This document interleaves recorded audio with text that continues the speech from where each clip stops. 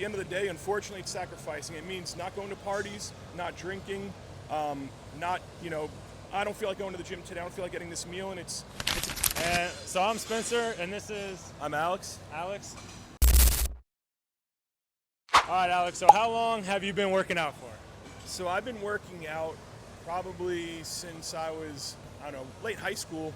So I've been working out like 15 years, but actually bodybuilding, like seriously bodybuilding, since 2021. Okay. Damn, so you've only been you've been working out for 15 years, but only bodybuilding for 3. What was the main reason that you wanted to make that jump? I wanted to see how far I could take my physique. I was tired of just being stagnant and going through the motions, and I felt like if there was a time for me to push and see what my true potential was, it was to actually take on and like focus on bodybuilding and taking my body to an extreme. That's when I saw all the progress starting. It was being more consistent with my eating, training, not missing meals. Hiring a coach was the biggest thing, getting a coach to hold myself accountable. Because I used to just kind of follow little diets here and there. I'd follow a workout I saw online, and my body didn't really transform at all. It just kind of stayed stagnant. I was stuck between trying to gain muscle and lose fat, but my body never really changed because I was just kind of always in this, middle ground. Yeah. Just kind of stuck there. Yeah, that makes sense. And for anybody watching, like you were saying how you're stagnant in the middle ground, what's the biggest thing that you would say to anybody that feels like they're in that same position? What's the one thing you would say to start doing like today? Eat a lot more food. If you think you're eating enough, you probably aren't. You actually have to eat to where you're uncomfortable, but I'm not talking about crap food like burgers and fries and pizza. I'm talking a lot of clean food. I'm talking beef, chicken, and rice, and eggs and oats, cream of rice. Good clean calories, because if you look at a cheeseburger, that could be 1,200 calories. If you get it from a restaurant, 1,200 calories. And if you try to eat 1,200 calories of clean food, you're talking probably 500 grams of rice and 7-8 ounces of protein.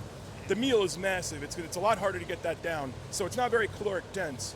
But you have to train yourself to eat that much and hold yourself accountable. So that's eating 5-6 times a day, and that's going to sleep early, rest, recovery, and training consistent, not missing meals, not missing training days, and prioritizing rest. It's a lifestyle change. It's not for everybody, but if you really want to try to make the change, it's taking it to the extreme and holding yourself accountable, really. Yeah. Well, one thing I like that you said is a lifestyle change, because a lot of people, they think they want to be in the gym and then just going to the gym every day, that's it. But if you want to be at a level like you are, competitive bodybuilding, I mean, I don't know from personal experience, but I can see through social media that it really is an all-day lifestyle change.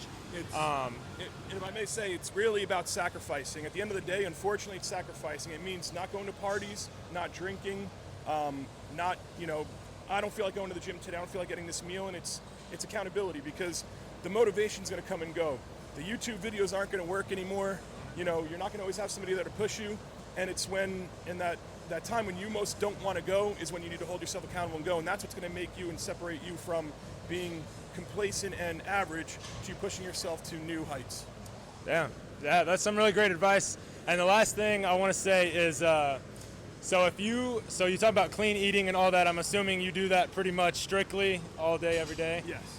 If you had to pick one cheat meal to eat, let's say the day before you die, if you had one meal, what is that go-to meal? Geez. I mean, let's say top 3. All right. Well, I could do 2. I mean, there's nothing better than having like really good chicken parm sub. All right, like on good Italian bread. I mean, I grew up in New York, so Northeast, like a deli, getting a chicken parm sub from a deli out there. But honestly, I mean, I love just a really good cheeseburger and fries. Can't go wrong with that. It really hits the spot. Those are like my top 2.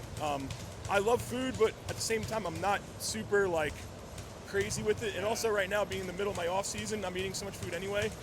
I don't even enjoy cheat meals because it just messes up my digestion. Yeah. So right now, I don't even enjoy food that much, so I don't even have a drive to really even think about cheat meals. Right, well, that makes it easier, so there you go. Yeah. But all right, well, I appreciate it. That's all the questions I have, so I appreciate your time. Thank you. Nice Thanks. meeting you. Yeah, no problem.